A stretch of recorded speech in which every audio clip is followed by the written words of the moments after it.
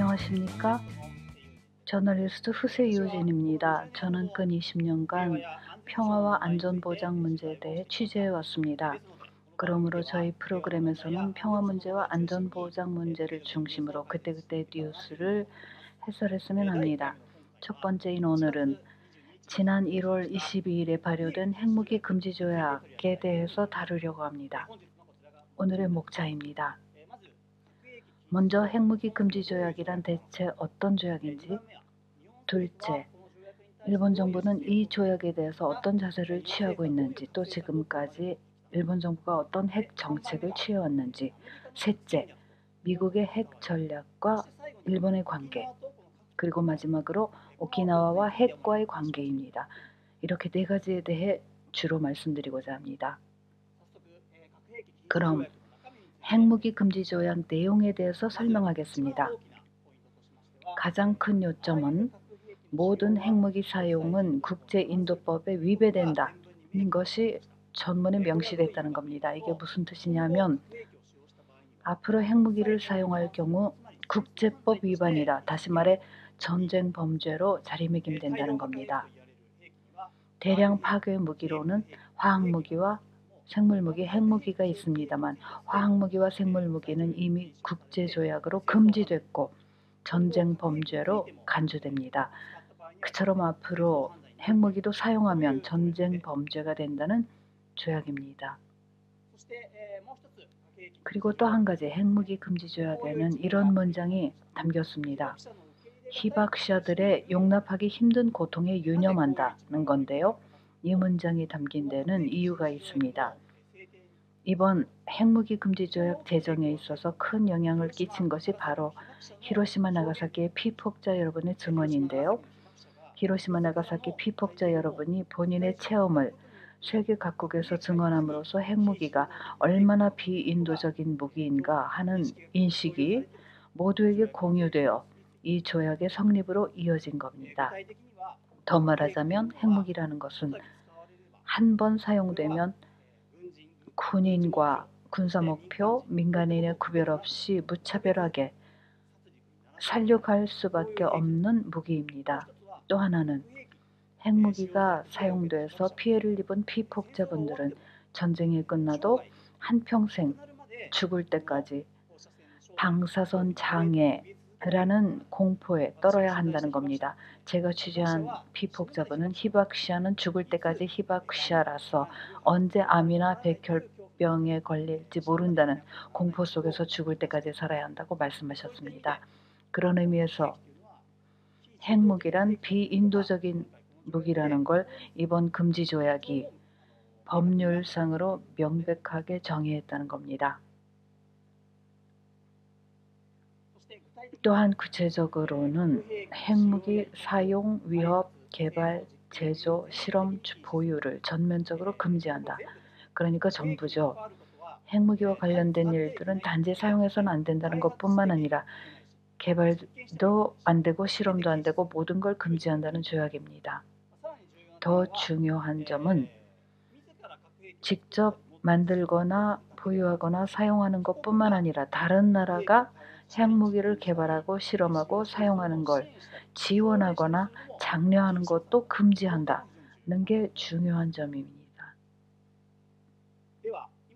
그럼 지금 전 세계에 얼마나 핵무기가 있느냐 하면 현재 14,000발의 핵무기가 지구상에 존재합니다.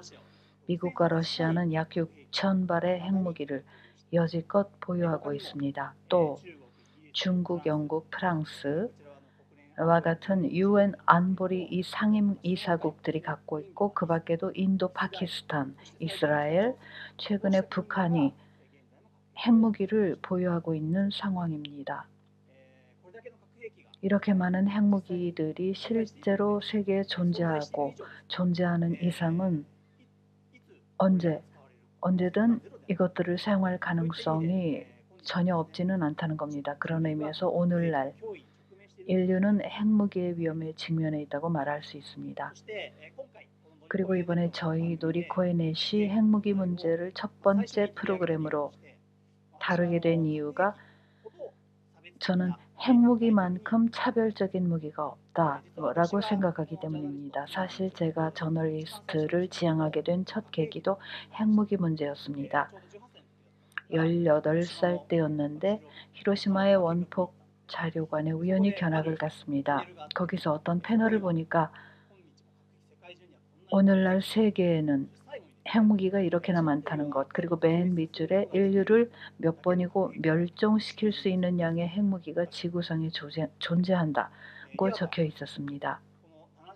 다시 말해 70억 명이나 되는 인류의 목숨이 핵무기 보유국 9개 국가 리더 9명의 손아귀에 70억 명이나 되는 인간의 목숨이 쥐어져 있다는 게 오늘날의 세계라는 겁니다. 그걸 알고 저는 부조리함을 느꼈습니다. 그것이 원점이 돼서 이런 문제에 관심을 갖게 됐는데 그 상황이 20년이나 지난 오늘날에도 아쉽게도 바뀌지 않았습니다. 아직도 세계 70억 인류의 목숨이 고작 9개 핵보유국 나라의 지도자들 9명의 손에 달려 있는 상황입니다. 그 상황을 바꾸자 하는 게 이번에 핵무기 금지 조약이 만들어진 커다란 이유입니다. 그런데 유감스럽게도 이 핵무기 금지 조약의 유일한 전쟁 피폭 국가인 일본 정부가 서명을 거부하고 있습니다. 일본 정부는 이 핵무기 금지 조약에 대해서 이렇게 말합니다. 일본을 에워싼 안전보장과 환경이 한층 더 엄중해진 가운데 억지력 유지 강화를 포함해서 현실적인 안전보장상 위협에 적절히 대처하면서 꾸준히 현실적으로 핵 군축을 위한 전진 방향을 추구한다. 일본 정부는 핵무기 금지 조약에 서명은 안 하지만 핵무기 폐기와 금지라는 목표, 골은 공유한다고 말하거든요. 그러나 지금 당장 핵무기 폐기는 못한다. 왜냐하면 이 노란 글씨 부분, 억지력을 위해서는 핵무기가 현 시점에서 필요하다는 게 일본 정부의 입장인 겁니다. 그리고 이렇게도 말합니다. 핵무기가 없는 세계를 실현하려면 핵무기 보유국들을 끌어들여서 핵 군축을 추진하는 일이 불가결하다. 무슨 말이냐면 현재 핵무기 금지 조약은 50개를 넘는 나라들이 비준했지만 정작 핵무기 보유국들은 하나도 참가하지 않았습니다. 핵무기 보유국들이 참가하지 않는다면 진정한 의미에선 실효성 없는 조약이 되는 거죠. 일본 정부는 바로 그 점을 지적하면서 실제로 핵무기 보유국들을 끌어들이지 않으면 실제 핵 군축의 진전이 없다. 그러니까 일본 정부는 이 핵무기 금지 조약에 가입하는 게 아니라 거기 가입하지 않은 핵무기 보유국들을 끌어들여 가면서 현실적으로 한 발자국씩 핵 금지를 향해서 현실적인 핵 군축 노력을 추진해 나간다는 게 일본 정부의 표면상 입장인데요. 하지만 실제로 일본 정부가 지금까지 해온 일들을 보면 표면상으로 말하는 것과는 정반대의 행태들을 보여왔다고 말할 수 있습니다. 몇 가지 구체적인 사례를 들겠습니다. 일본 정부가 지금까지 무엇을 해왔는가? 이를테면 2009년 이때는 미국이 오바마 정권 때인데요. 오바마 대통령은 핵무기 없는 세계라는 구상으로 노벨 평화상을 받았습니다.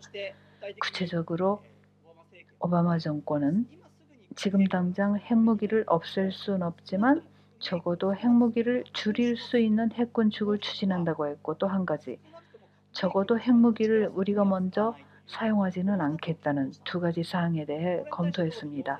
그 부분에 대해 그 당시 일본 정부가 어떤 태도를 취했냐 하면 첫 번째, 2009년에 오바마 정권이 탄생했을 때 당시 핵 군축을 검토하던 오바마 정권이 동맹국들에게 의견을 물었습니다. 그랬더니 그 당시 미국에 있던 주미 일본 대사관 아키바 공사가 미국 측에 이렇게 전달했습니다. 미국이 전략적 핵탄두를 일방적으로 삭감하면 일본의 안전보장상에 악영향을 끼친다. 그리고 저출력 소형 핵무기 배치는 확장 억제의 신뢰성을 높인다. 즉 핵군축은 일본 안전보장상 안 좋다는 것과 소형 핵무기 배치는 억제력을 높여준다. 그래서 좋은 일이다. 라고 미국 측에 전달했다는 게 밝혀졌습니다. 또 한 가지는 2016년에 오바마 정권 임기가 마지막 단계에 다다라서 마지막으로 뭔가를 남기고자 했을 때 아까 말씀드린 핵선제 불사용 정책을 검토했거든요. 그때 당시 일본의 아베 신조 총리는 미국 측에 그런 일 해주면 곤란하다고 반대 의사를 표명했다는 게 알려졌습니다. 현 시점에서 일본 정부는 표면상 당장은 핵무기 금지 조약에 서명할 수 없지만 현실적인 핵 군축을 위해 핵 보유국들을 끌어들여가면서 한 발자국씩 추진하는 게 일본이 해야 할 일이라고 대외적으로 말해놓고 실제로는 핵 군축마저도 발목을 잡아왔다는 걸 여기서 보시다시피 알 수 있겠죠. 그리고 이건 결코 과거의 일이 아니고 스가 현 정권에서도 계속되고 있습니다. 얼마 전에 미국의 바이든 정권이 탄생했습니다. 1월 말에 스가 총리와 바이든 새 대통령이 전화로 첫 정상회담을 가졌습니다. 거기서 바이든 대통령이 스가 총리에게 이렇게 말했어요. 해구산을 포함한 확장 억제를 일본에 제공할 의향이 있다고 합니다. 여차하면 미국은 일본 안전 보장을 위해서 핵무기 사용을 마다하지 않겠다고 새삼 약속했다는 겁니다. 왜 굳이 첫 정상회담에서 이런 말을 바이든 대통령이 했느냐 하는 배경을 산케이 신문이 기사로 다뤘습니다. 정상회담 있기 전에 낸 기사인데요. 내용은 앞으로 스가 총리와 바이든 대통령의 정상회담이 있을 것이다. 정상회담에서 바이든 대통령께서는 꼭 해구산을 일본에 제공하겠다고 확실하게 말해주기 바란다. 이렇게 일본 측이 미국 측에 요청을 했다는 겁니다.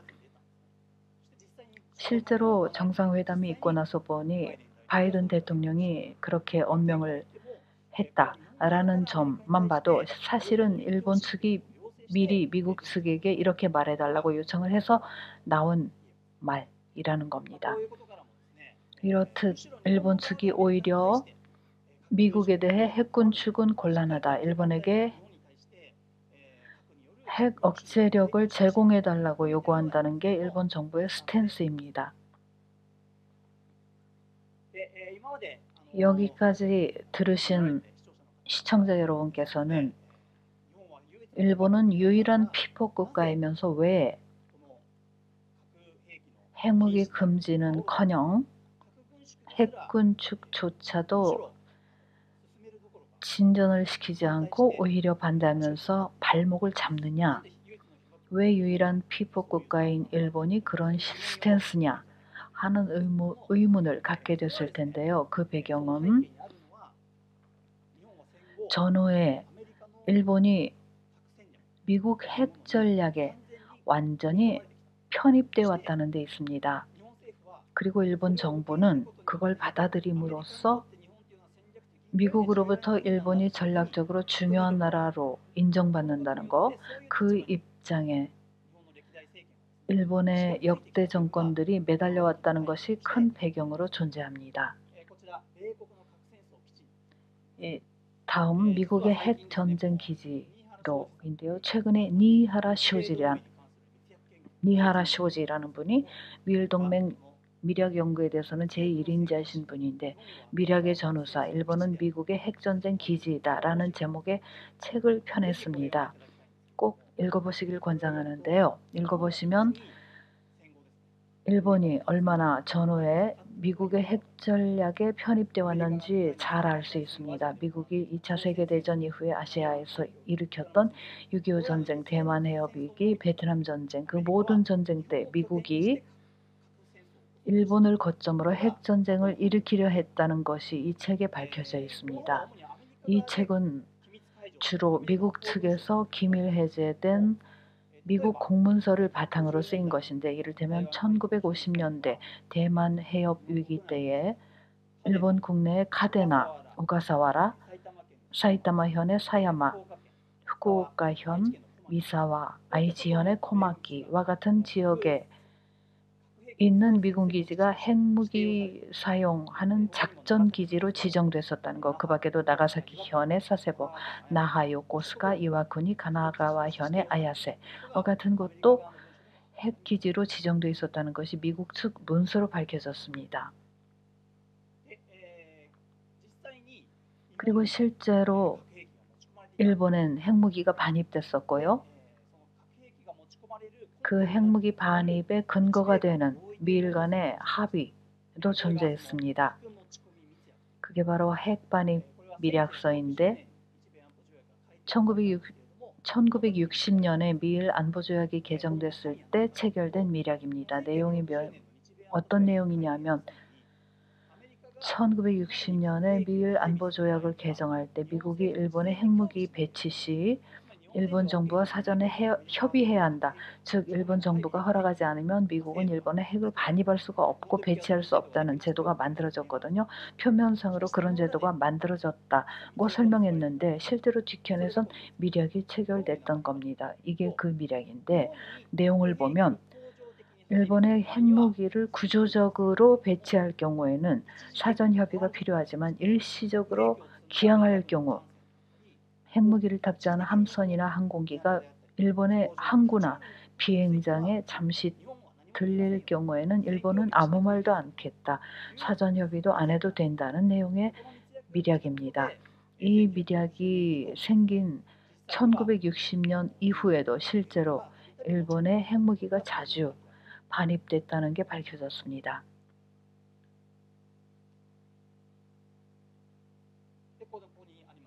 여기 보시다시피 일본은 대외적으로 사토 에사그 총리가 비핵화 3원칙이라는 걸 선언했죠. 갖지 않고 만들지 않고 반입하겠다. 반입하지 않겠다고요? 이걸로 노벨 평화상도 수상했고요. 하지만 표면상으로는 그렇게 말해놓고 마지막 반입 사항은 따로 미략이 있었던 덕에 실제로는 반입됐던 겁니다.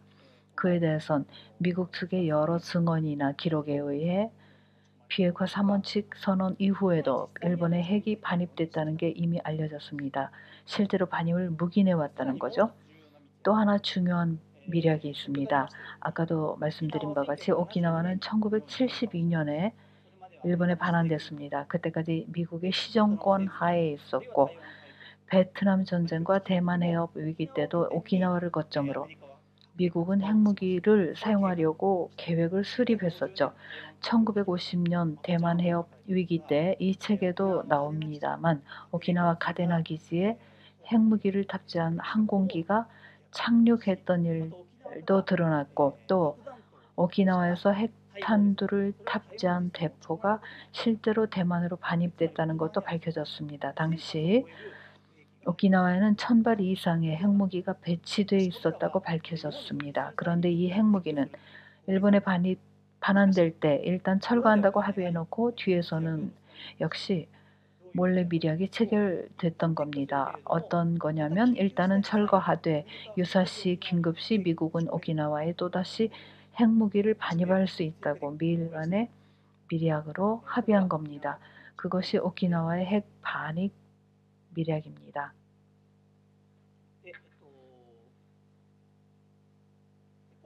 이런 미일 간 미략이 있음으로 해서 일본은 언제든 다시 미국의 핵 작전, 핵무기를 일본에 반입해서 일본을 거점으로 미국이 핵을 사용한 작전을 수행할 수 있다는 체제가 오늘까지 유지되고 있는 상황입니다.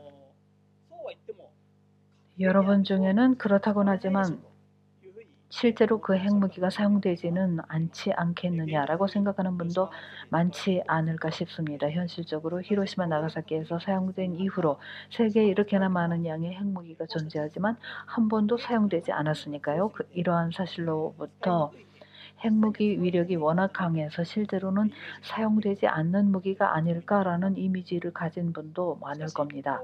하지만 지금 그런 상황이 바뀌어가고 있다는 현실을 직시해야 한다고 생각합니다. 구체적으로는 INF 조약 파기라는 일이 2019년에 있었습니다.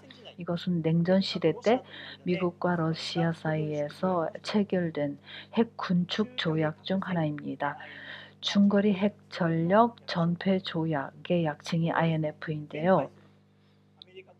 전폐한다는 중거리 핵 전력을 미러 양국이 서로 전폐하겠다는 합의가 있었거든요. 그런데 그 합의를 2019년 2월에 미국 트럼프 정권이 일방적으로 파기했습니다. 그리고 같은 해 8월에 조약이 실효됐습니다. 표면상 미국이 조약 파기 이유로 든 것은 러시아가 이 조약을 지키지 않는다. 사실상 중거리 미사일을 개발하고 배치한다. 라고 했는데 실은 또 한 가지 중요한 이유가 있습니다. 이 노란 글씨 부분인데요. 같은 조약에 참가하지 않은 중국이 근래 들어 중거리 미사일을 대량 생산해서 배치한다는 현실이 있다는 거죠. 이에 위기감이 강해진 미국이 INF 조약을 파기하고 중국에 다시 대항하기 위해서 다시금 중거리 미사일 배치로 정책 전환을 한 것입니다. 그러므로 INF 조약을 파기한 미국은 아시아 태평양 지역에 지상 발사형 중거리 미사일을 배치하겠다. 라고 말했어요. 구체적으로 어느 나라라고 말하지는 않았지만 일본을 포함한 아시아 태평양 지역의 중거리 미사일을 중국에 대항해서 배치한다고 언명했습니다. 당연히 이 미사일에는 여차하면 핵탄두도 실릴 테니까 핵미사일이 될 수도 있다는 말입니다. 이것은 미국의 유명한 싱크탱크가 만든 그림입니다. 실제로 중국은 이와 같이 대량의 핵무기를 배치했고요.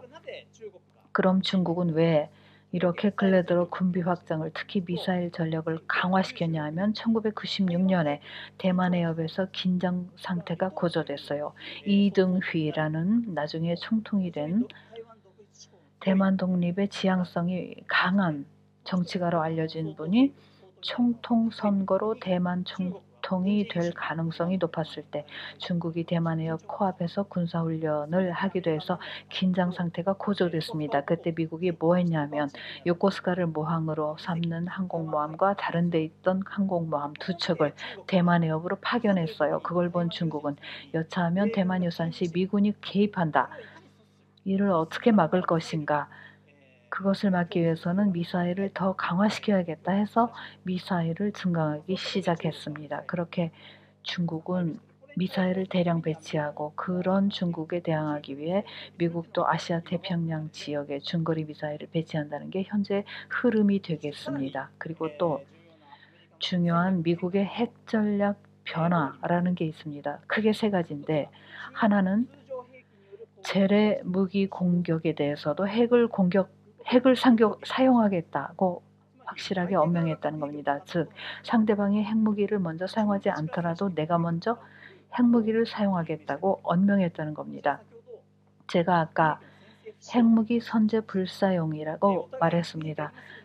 서로 지금 당장 핵무기를 없애지는 못하지만 적어도 먼저 사용하지는 않겠다고 서로 약속을 한다면 실제로 그 핵무기가 사용될 리스크는 낮출 수 있다는 게 핵선제 불사용인데 그와는 정반대죠. 먼저 사용하겠다고 말했다는 겁니다. 그리고 두 번째가 저출력 소형 핵무기. 지금까지의 핵무기는 위력이 워낙 강해서 그걸 사용할 경우 피해도 어마어마하고 인도적 차원의 위배되므로 국제적인 비난이 쏟아지거든요. 때문에 사용하기 까다로운 면이 있었습니다. 그래서 최근에는 사용할 수 있는 핵무기라고 해서 저출력의 히로시마 나가사키형 원폭보다도 위력이 작은 핵무기라면 사용할 수 있겠다 해서 개발된 게 실제로 배치되기 시작했습니다. 그리고 세 번째가 해양 발사형 새로운 핵순항 미사일 개발 배치를 추진한다는 것. 이 세 가지 정책을 미국이 시작했는데요. 이미 트럼프 정권에서 바이든 대통령으로 바뀌었습니다. 바이든 대통령은 핵무기 없는 세계를 지향하던 오바마 시대 때 부통령이니 앞으로 바이든 정권 하에서 미국의 핵 전략이 어떻게 될지 아직은 잘 모르겠지만 적어도 지금까지의 흐름을 보면 이러한 핵 전략의 변화를 볼 때 실제로 핵무기가 사용될 가능성은 높아져가는 상황입니다. 실제로 미국은 대만 유사시 미군이 개입하는 작전 계획을 세웠습니다. 이건 2004년에 책정된 것이라고 합니다.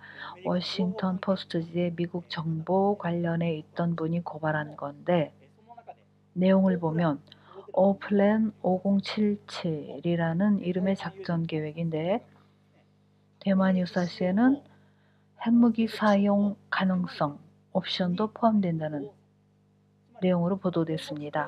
즉 앞으로 대만 유사시의 경우 미국은 여차하면 핵무기를 사용한다는 옵션을 계획에 담았다는 겁니다. 과거 1950년대 실제로 대만 해협 위기가 있었을 때 오키나와를 거점으로 미국은 대만 유사시에 핵무기를 사용하기 위한 작전을 실제로 검토하면서 오키나와에 핵을 반입했고 게다가 대만까지 옮긴 적이 있다고 밝혀졌는데 그런 일이 앞으로 다시 일어날 수도 있다는 얘기입니다. 이처럼 그래도 핵무기는 사용하지 못할 것이라고 더 이상은 단언할 수도 없는 국제적인 안전보장 환경의 변화가 실제로 일어나고 있습니다. 특히 중국과 미국의 사이에 낀 일본을 포함한 아시아 태평양 지역이 으뜸가는 핫스팟이 돼가고 있습니다. 그러한 점들을 염두에 두고 앞으로 일본과 아시아의 안전을 위해 중요한 포인트 몇 가지를 말씀드리겠습니다. 첫째는 우선 무엇보다도 미국과 중국이라는 강대국끼리 전쟁을 일으키는 것을 극구 피해야 한다는 겁니다. 왜냐하면 이 두 강대국끼리 부딪히게 되면 전쟁터가 되는 건 중국이나 미국 본토가 아닙니다. 먼저 미국과 중국의 중간에 끼어있는 작은 나라들이죠. 구체적으로는 동남아시아나 대만이나 일본 이렇게 중간에 낀 나라들이 가장 위험합니다. 그러니 우리로선 이 강대국들이 전쟁으로 치닫는 일은 가장 피해야 할 일입니다. 그리고 두 번째, 미국에 대해 핵 선제 불사용 정책의 채용을 요구한다는 겁니다.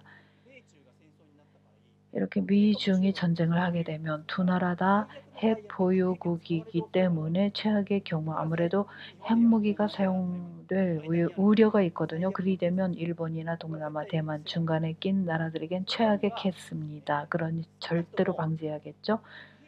그러기 위해서는 핵무기를 지금 당장 없애지는 못하더라도 적어도 내가 먼저 사용하지는 않겠다는 약속을 미국한테 받아내야겠죠. 사실 중국은 이미 핵 개발 단계 때부터 자기가 먼저 사용하지 않겠다는 핵무기 선제 불사용을 말하고 있어요. 그러니 미국 측에도 핵무기 선제 불사용 정책을 취하게 하자는 거예요.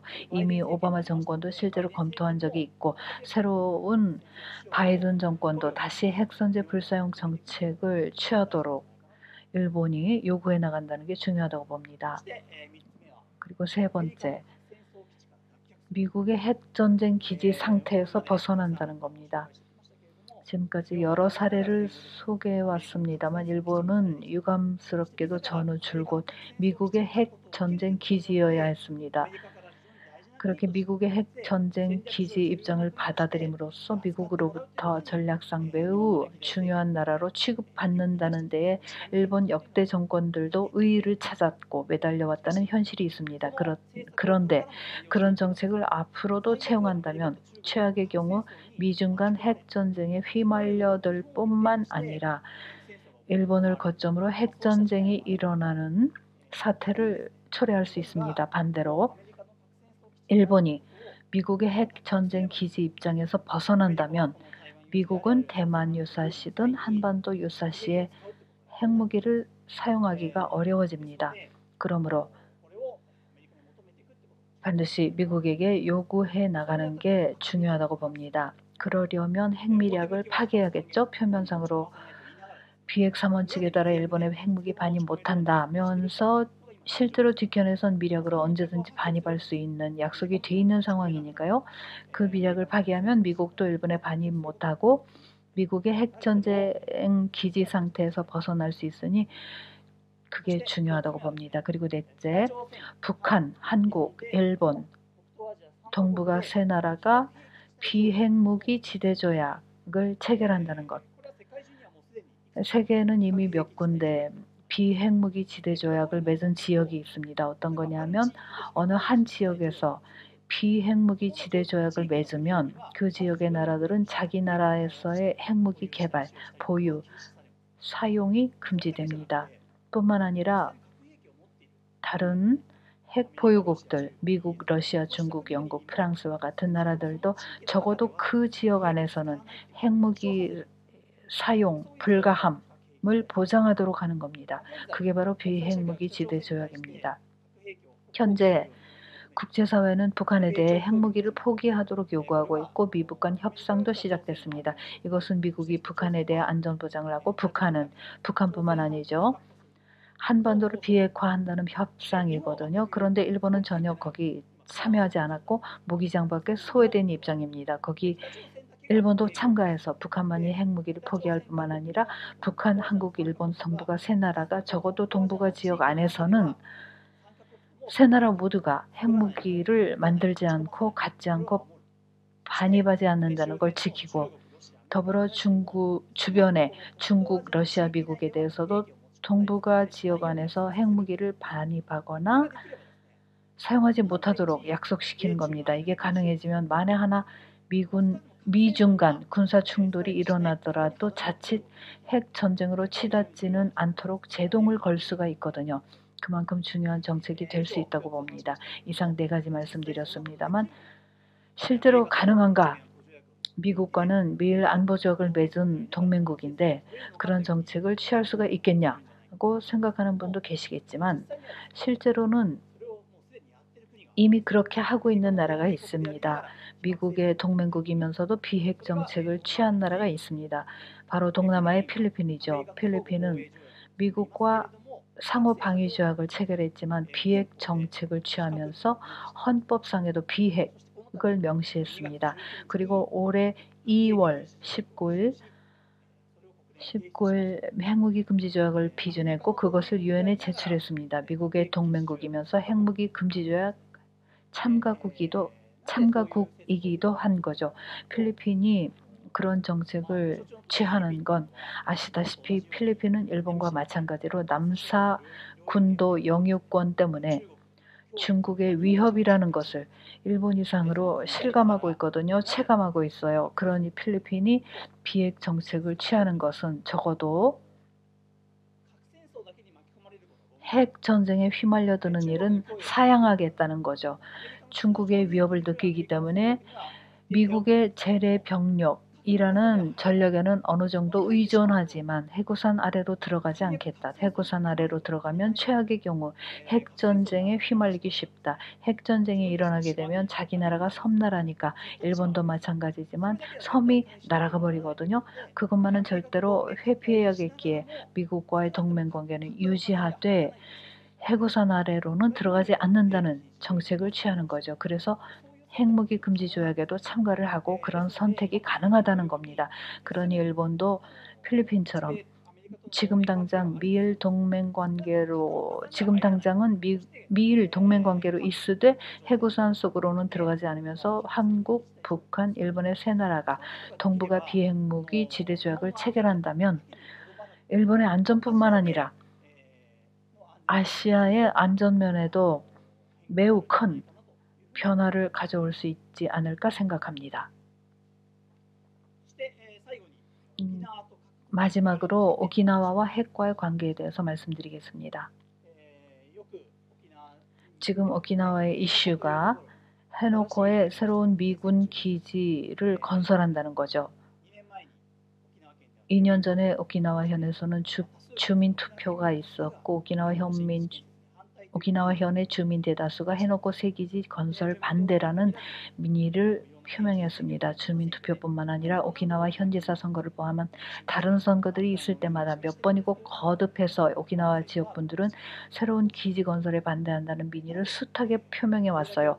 그런데 일본 정권은 해노코에서 새 기지 건설을 강행하거든요. 왜 그러냐 하면 그 배경에 대해서 중요한 점을 한 가지 설명하겠습니다. 바로 아까 말씀드린 오키나와의 핵미략이에요.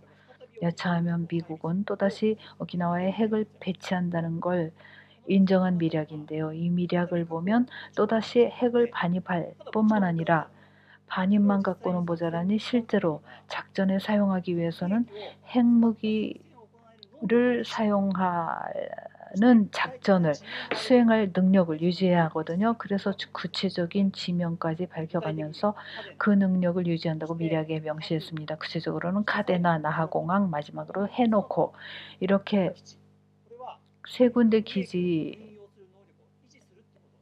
핵무기를 운용할 수 있는 능력을 유지한다고 미략 속에 명시되어 있습니다. 다시 말해 해놓고에 건설 중인 세 기지는 단순한 재래 병력의 기지가 아니라 핵무기를 사용한 작전도 수행할 수 있는 기지란 특성이 있어요. 게다가 이 사진에서 보시다시피 해놓고에는 탄약고가 있습니다. 해놓고의 탄약고는 지금 대규모 개수 공사 중인데 그 목적이나 상세 내용에 대해서는 공표되지 않았지만 어쩌면 대만 유사시엔 핵무기를 사용한다는 옵션도 있단 말씀을 아까 드렸다시피 그런 핵무기를 운용하기 위한 개수 공사가 진행되고 있을지도 모른다는 생각이 듭니다.